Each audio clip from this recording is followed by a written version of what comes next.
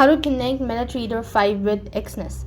Hi guys, welcome back to our channel. In this video I'll be showing you the ways to connect Metatrader 5 with Exness. In order to connect Metatrader 5 with Exness, you just have to follow the steps. First thing, you need to go and open up or install the application. When you're done, press the tab icon from the top right and go to manage account section.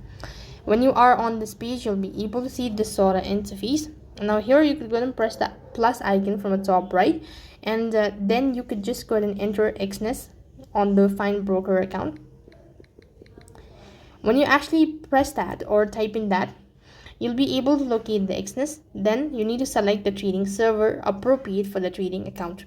Next, you need to enter your trading account number, that is your login information, and then a password server, and you need to save the password and press the login button, and you'll have successfully connected Metatrader 5 with Exness. That's it for this video. I hope the video was helpful. Make sure to like, share and subscribe to our channel. Thank you for watching. See you in the next video.